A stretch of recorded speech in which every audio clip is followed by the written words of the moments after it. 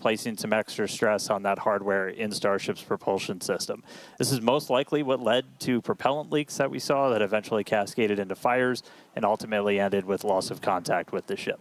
As part of our investigation, our team at Starbase took this flight's ship through a 60-second static fire on the Starship test stand, which is 10 times longer than any previous static fire.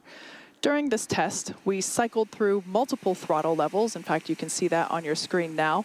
We cycled through multiple throttle levels on the engines to recreate different conditions seen within the propulsion system during flight. And we tested some hardware changes on fuel feed lines to the Raptor vacuum engines. This gave us just the extra data that we needed to eventually implement new hardware that's installed in those fuel feed lines for the RVAC, the Raptor vacuum engines. Also tweaked a couple of other things like the temperature of the propellant as we're feeding it to the engines. Also the throttle level that we set for those engines during ascent. Having the ability to do a 60-second static fire, just one of the ways we're trying to expand our test capabilities here at Starbase. You want to test like you fly as much as possible. That just helps us to iterate even faster. Yeah, exactly. The fuel feed lines to the Raptor vacuum engines, which are unique to this upgraded version of ship, look like large straws running through the oxygen tank. Today's vehicle has one of the hardware configurations we tested in that extended static fire because it showed it was able to minimize the harmonic response and lower its amplitude or strength. We also took another look at where those fires broke out, specifically in what we call the attic. That's an unpressurized space between just the bottom of the ship's liquid oxygen tank and the top of those engine heat shields. Fires in that space resulted in a loss of vehicle back on Flight 2 and also on Flight 7. So we took some steps to make it more resilient to leaks in the future. To do that, we added a pretty hefty purge system. It's going to use gaseous nitrogen. It's pretty similar to the CO2, the carbon dioxide system we use on booster. It essentially just floods the zone with an inert gas to prevent a fire from ever starting. And then in addition to this, we increased the attic's natural fire defense just by adding some additional vent holes. That helps to keep the attic pressure as close to just vacuum as humanly possible as Starship flies into space. And for the next generation of ship, we're running the algorithm. We're going to try and do the next best possible thing and delete some of the unnecessary space. So that ship will be using Raptor 3 engines, which will let us reduce the attic volume and eliminate the majority of joints that can leak into the space. In the end, what you're seeing take place with these changes is the core of our test program. We fly hardware all together in a real-world environment. We learn from the data, we make upgrades, and then we fly again. Ultimately, we fly to learn, and we're learning a lot. That's right. Now, for today's flight test, we're going to be attempting to do everything we didn't get to do on Flight 7. We're still looking to get our first re-entry with this upgraded version of ship. Also intentionally trying to stress it to gather real-world data on just where the vehicle's boundaries are. So don't be surprised if it's not a smooth flight down to a landing for ship today. As always, it's going to start with liftoff, the 33 Raptor engines on super heavy igniting, lifting both it and Starship into its ascent, and it's going to power us all the way until hot staging. Yeah, those engines on the ship will ignite while the ship is still attached to the booster. This will create that stage separation that we see there. Second stage will continue to go on its way. The booster will make a flip and come back here to the launch tower just behind Dan and I for hopefully what we will see the third ever booster catch. Meanwhile, ship continues its ascent, gets into its suborbital place in space. We're going to have a test satellite deploy, pew-pew, Starlink's firing out.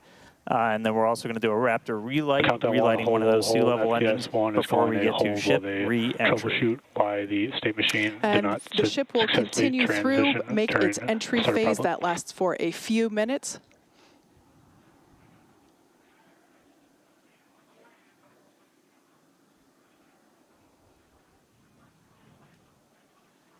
And if some comms did just go out, we heard that an operator hold got in, so they are troubleshooting one issue. As we continue to move through prop load, we'll get some more details on what caused the hold. And if we start to reset to a new T0, we are still loading prop on the vehicle. So essentially putting that hold in means that if we get through everything and we hit that T-minus 40-second mark, we'll hold there and wait to clear the issue if we haven't cleared it at some point in the next 20 minutes. Yeah, for those that are unfamiliar, that T-minus 40-second period is an opportunity to troubleshoot, unlike our Falcon timeline. So we do have a little bit of leeway. Yeah. Continuing on with today's plan, that ship will be making a soft splashdown in the Indian Ocean, as we have seen before. We are launching at 5:45 p.m. Today. This evening launch will allow us to have daytime views of the ship as it makes its splashdown. So, yeah, good news. It's a lot on ship's plate, but we're still hyper-focused on finding all of those real-world limits of Starship. We want to be able to prepare to return ship to launch site and catch it. A lot of these recent upgrades are just made to enable that to actually happen. Flight 7 premiered a huge block of upgrades to the upper stage to add more capability to Starship. And with Flight 8 today, we're hoping to get through a full flight. Starting us off, the forward flaps got a redesign. They shrunk in size and shifted toward the top of the vehicle and away from the heat shield. And that will significantly reduce their exposure to re-entry heating. Also, by making Starship 2 meters taller, we added about 25% more propellant volume, along with propulsion upgrades such as vacuum jacketing of the feed lines, new fuel feed line system for Raptor vacuum engines, and an improved propulsion avionics module. Yeah, ship got a little bit taller. That extra prop's going to allow us to fly those longer missions. We're not planning on stretching it a whole lot more beyond this in future ones, but then, you know, once we're flying the next version a lot, it'll be going. Just like the previous flight, a lot of tiles have been purposely removed. As again, we're trying to stress test all of the vulnerable areas, call this the missing tile test. Those tiles are removed in strategic locations all across the vehicle, including critical areas like those tanks and over the flap seals, as we use this flight to just really push those boundaries. In addition to that, we have some metallic tiles, again, that are being tested, including one on the right of this animation that has some active cooling built in. The vehicle's avionics also underwent a complete redesign with things like 4 upgraded Starlink terminals, combining Starlink, global navigation, and RF communications. You can see that location there on your screen. And on the sides of the vehicle, non-structural versions of the ship's catch fittings are installed to test the thermal performance, along with a smoothed and tapered edge on one section of the tile line to address hotspots that we observed during Flight 6. And once more, we're back at testing some radar sensors on those tower catch arms. We did that last flight. We're doing it again as we look for some additional ways to measure the distance between the arms and the vehicle.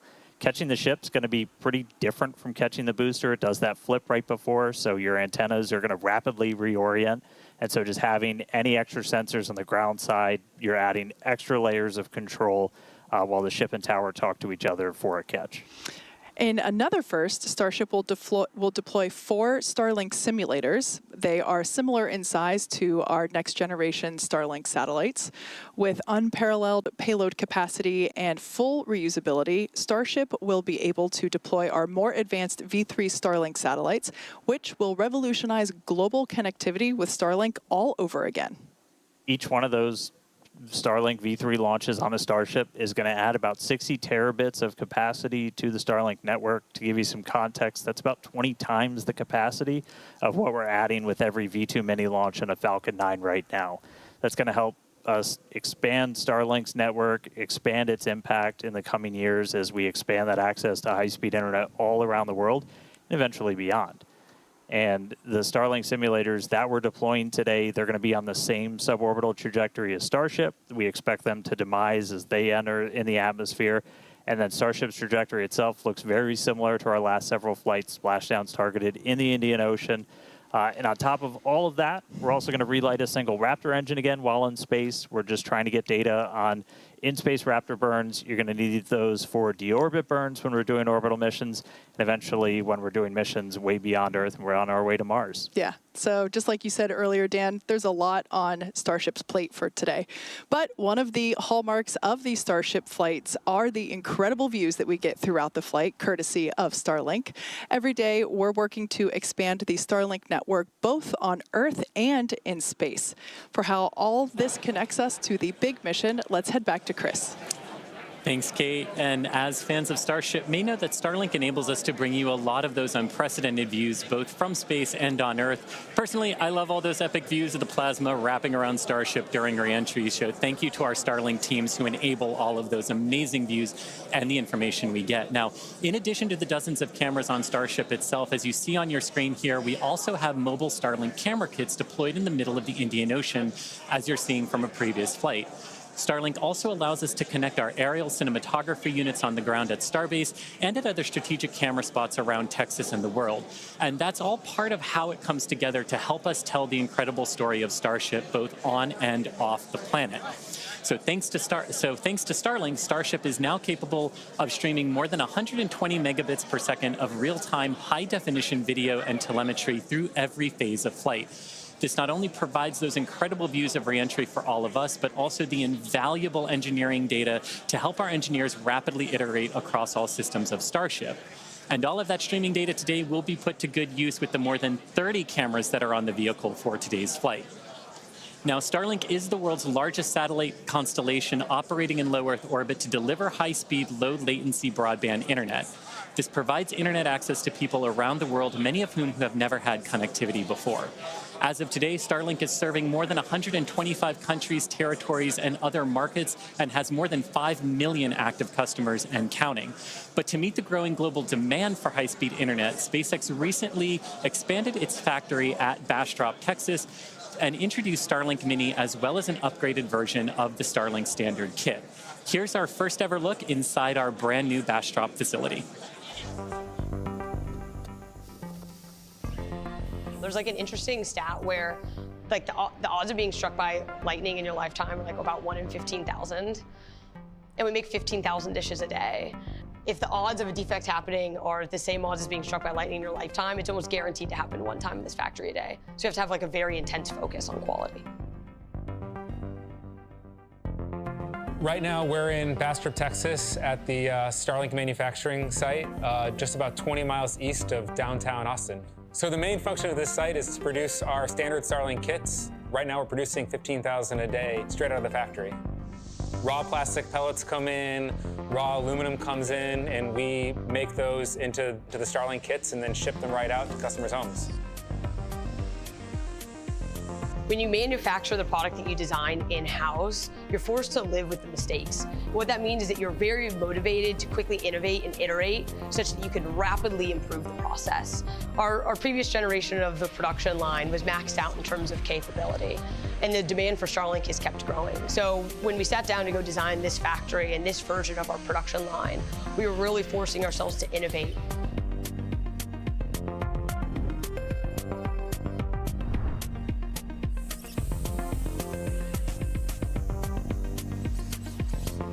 The future of this factory is growth. We're in the middle right now of constructing an expansion to our current factory. We're going to add over 1 million square feet of manufacturing space over the course of this year and allow us to continue to insource more of our manufacturing processes so we can continue to go from raw material to completed kit within the walls of this factory. I can't understate the hard work of all the employees at this factory who've made this a reality. Less than 2 years ago, this was an empty building with no employees. And over the last 20 months, we've built a factory from scratch. We've gone from producing 0 kits to over 70,000 a week. And we've gone from 0 employees to over 1,000.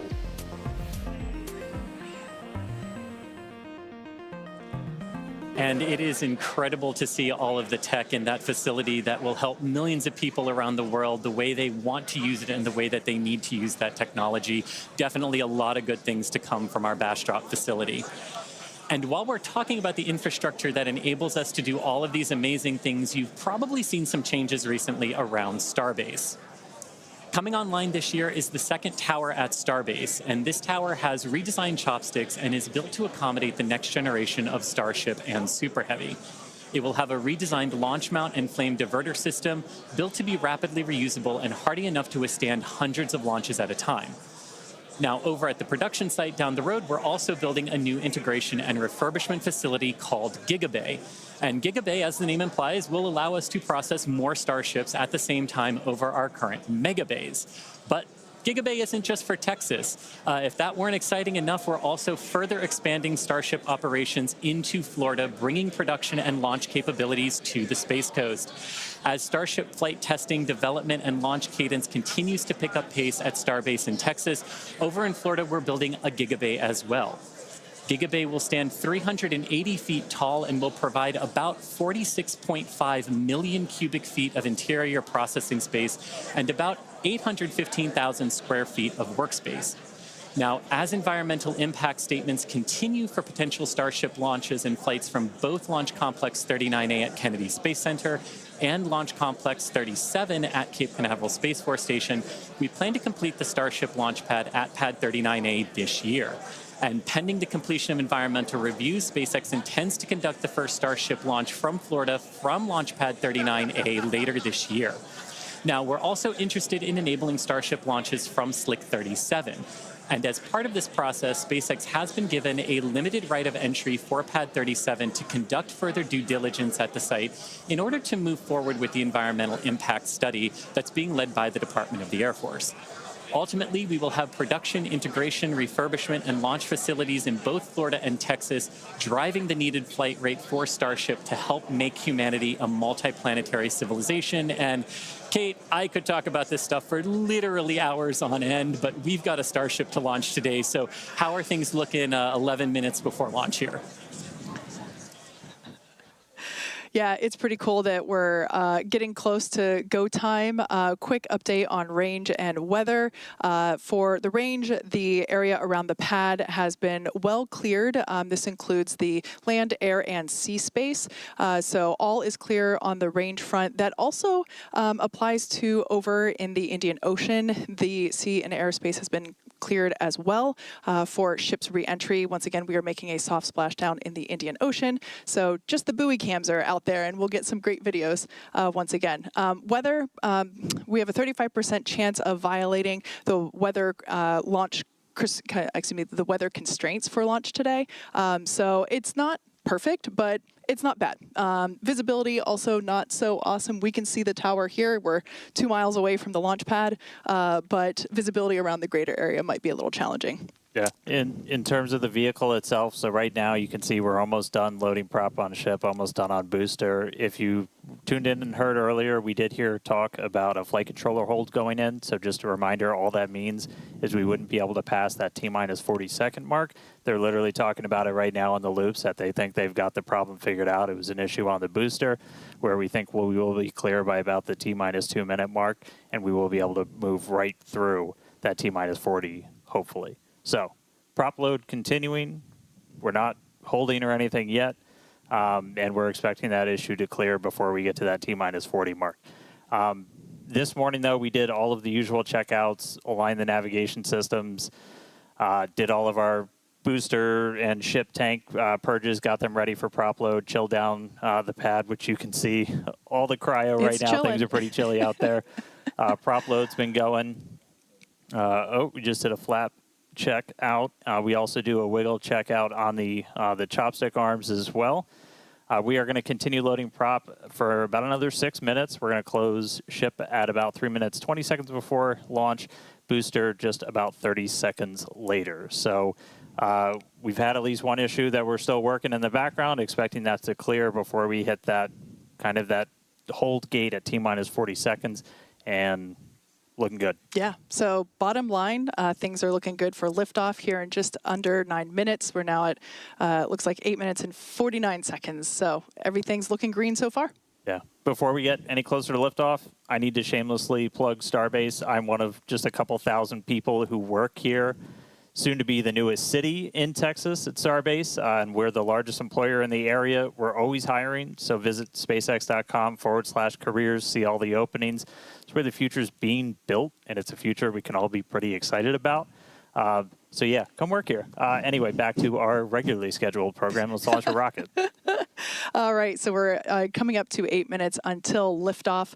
As we mentioned before, flight controllers are already on console. They're located in our Ad Astra Launch Control Center, about 6 miles away from the pad. But they will soon be moving here with us to Star Factory. So a lot of excitement around that, certainly growing. Yeah, and again, general status check. We're continuing to progress. We're under 8 minutes away. We're tracking an issue with booster. We're expecting that to clear. Still looking good for launch. Speaking of booster, let's talk about catching one. Absolutely. The tower's 2 giant robotic arms that lift and stack Starship on a Super Heavy for final integration ahead of flight. We also use those to catch. It means we don't have any landing legs in the booster. Makes the booster lighter. Means we can throw more payload into space. Exactly. Following liftoff and after the 2 stages separate in flight, Super Heavy will return to the launch site, the same exact launch site that it lifted off from, reignite its engines to slow the vehicle down. Here we see playback from a previous booster catch. I believe that was our first booster catch. The vehicle will slow down, tower arms will come out and catch the booster. And just like the last few times, literally thousands of different vehicle pad criteria have to be met before we bring a booster back and try to catch it. We need healthy systems on Super Heavy, on the launch tower, and we need that final manual command from the mission's flight director for the day. If that command isn't sent before we finish the boost back burn, or if any of those automated health checks kick us out, the booster defaults to a trajectory, takes it to a landing burn and a soft splashdown in the Gulf. Yeah, we have said it multiple times before, but it still holds true today. We accept no compromises when it comes to ensuring the safety of the public and our team, and the return will only take place if the conditions are right, and there are many of them. So there's a chance that we may not get to catch the booster today. Yeah, and one aspect to the return and the catch of that booster is the audible sonic boom in the area around the return location. That happens as the booster's slowing down from supersonic speeds. It's similar to sonic booms that were heard during the return and landing of NASA's space shuttle for anyone that was in Florida for those. Sonic booms like these are unique to vehicles returning from space and are one of the hallmarks of reusable systems like our Falcon 9 and Falcon Heavy vehicles. The general impact to those in the surrounding area of a sonic boom is basically a brief thunder-like noise. And I've heard sonic booms before, but I got to experience my first in-person Starship sonic boom on Flight 7, and I can confirm it's pretty fun to experience.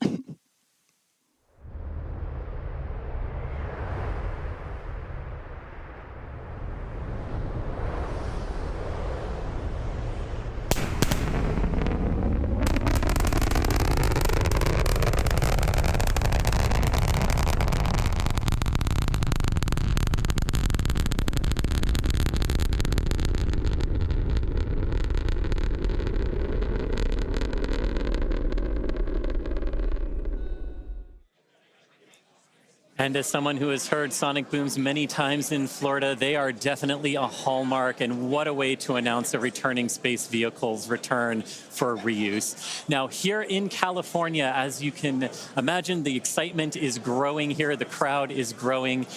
Kate mentioned our flight controllers in Ad Astra in Texas. Here in Hawthorne, we also have controllers on console in Mission Control, helping those teams in Texas monitor Starship's various systems, including the avionics and those 39 Raptor engines that were built right here in Hawthorne. Now, with 4 minutes, 30 seconds to go, Dan and Kate, how are we looking for a launch today?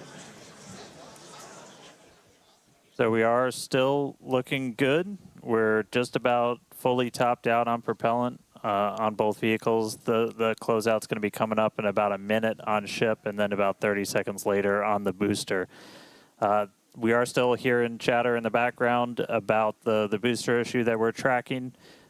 We may still be able to pass the hold, but if we need to hold at T-minus 40 seconds, we have several minutes that we can hang out there and work to just kind of troubleshoot those final issues before we get the go. Once we're fully loaded on prop, which is coming up soon, we've got just shy of 11 million pounds of liquid oxygen, liquid methane on both of those stages. And then once we're done, we're going to see that, we're going to hear the ground lines do what's called pushback. So all of that propellant gets pushed out of those lines back to the tanks, clearing the pad for launch. Now, in the next few minutes, the guidance system will perform a final alignment. The automated flight safety system will be armed, and thrust vector control, or TVC, checkouts will be performed. As we said, if we do need to hold, it would come at that T-minus 40-second mark. That is the point in the countdown where we can pause to wait for final checkouts or pressurization, or if we need to continue to work through that issue. So once we pass through that T-minus 40-second mark, a number of things are going to happen quite quickly. The ground spin and ignition systems come up to flight pressure. The ship's going to go on to internal power. And after that, the quick disconnect, or QD, arm lockout is removed in preparation for retraction shortly after T0. And once we do pass that T-minus 40 seconds, we still have the ability to recycle the count under certain conditions back to that T-minus 40 seconds and hold there to assess what happened and if we can proceed again to T0. But that's only in certain situations. All right, so we're just about 2.5 minutes away.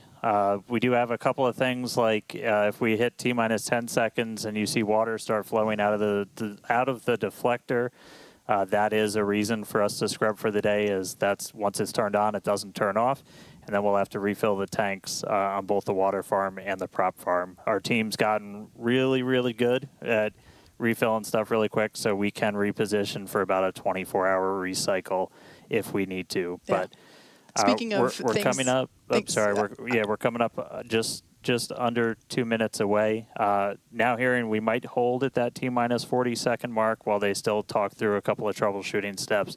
But again, if we hold there, we can hold there for several minutes, even with all prop fully loaded on the vehicle, before we can release the hold and decide to move forward.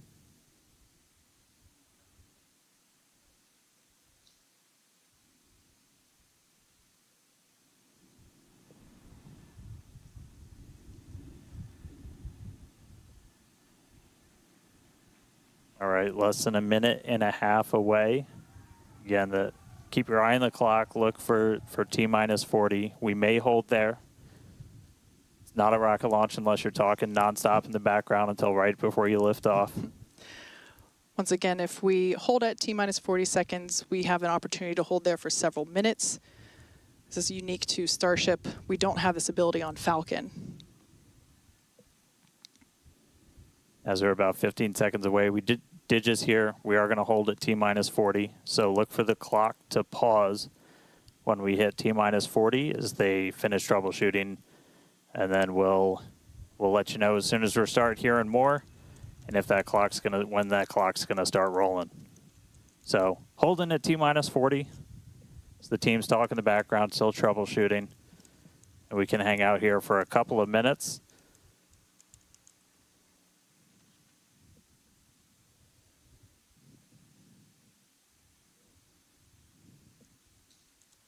All right, and it sounds like we cleared the issue on the booster. We're now holding for a late braking issue with ship, so they're talking through that right now. Dan, you mentioned things that we've gotten really good at. It's incredible to think that we just stacked this vehicle earlier this morning, and we're already, through prop load. Prop load's pretty much complete and ready to go. It's a very slimmed down timeline. Yeah, this by far will be our fastest.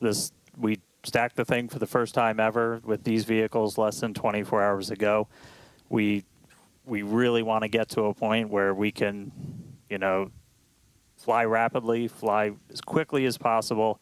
And so this is definitely a case to try and push that forward. No wet dress or anything like that with these vehicles. Absolutely. And should this booster come back for a successful landing, you were talking about the rapid part of rapid reusability. This booster may fly on a future Starship flight if we're able to catch it and bring it back online.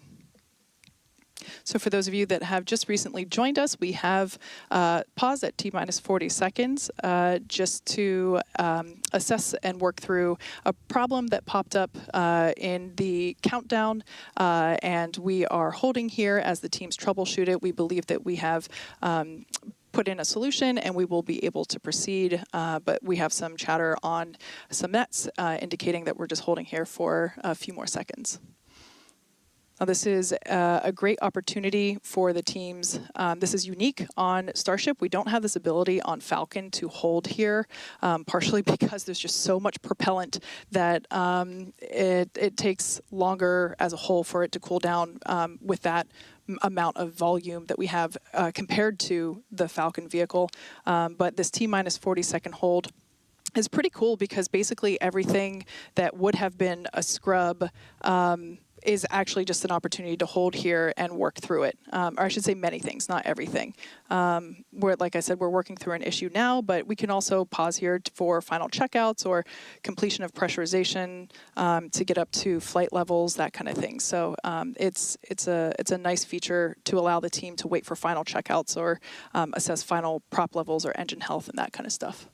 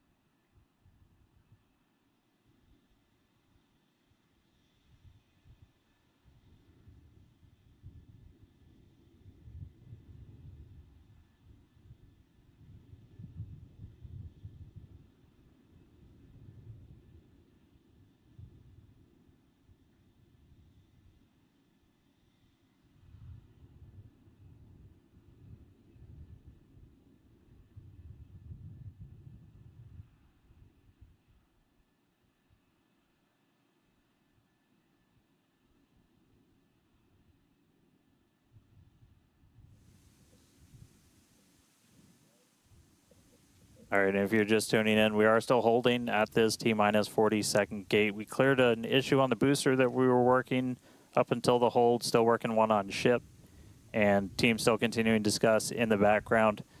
We can still hold here for several more minutes. If we're not able to resolve the issue or find a workaround, then we would have to essentially scrub and stand down for the day. If that does happen, we can go as early as tomorrow, but that clearly depends on what work we might need to do to fix any issues.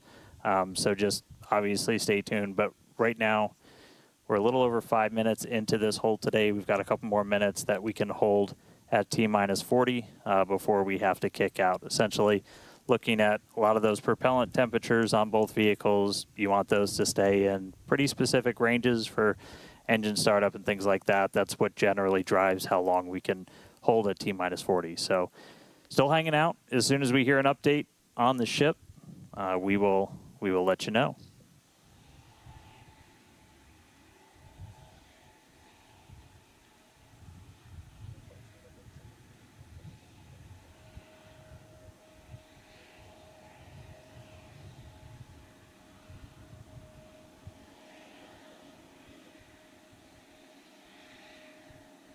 It's starting to sound like we might have a decision real soon.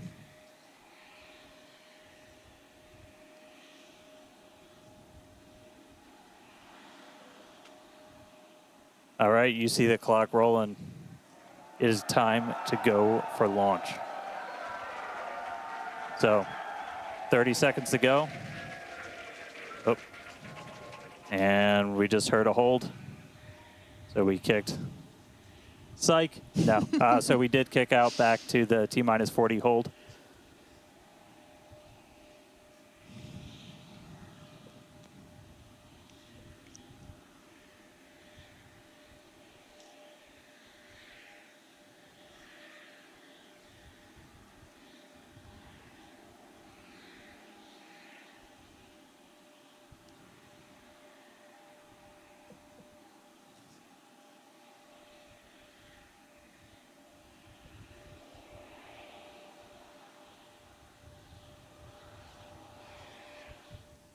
All right, so as we started counting back down, we did trip a few more holds automatically from the booster itself. So we are now going to hang out here again at T-minus 40. They've got a couple more troubleshooting steps that they can take. If we're able to get through that, we can start counting down again. If not, we could always offload and try again on either tomorrow or another day.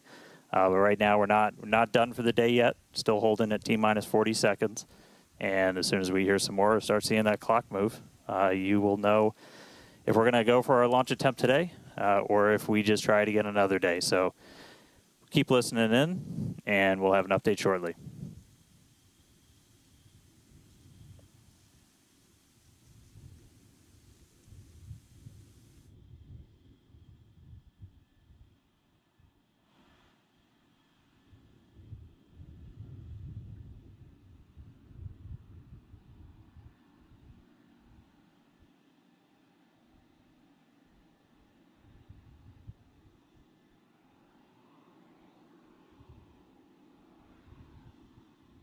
Go.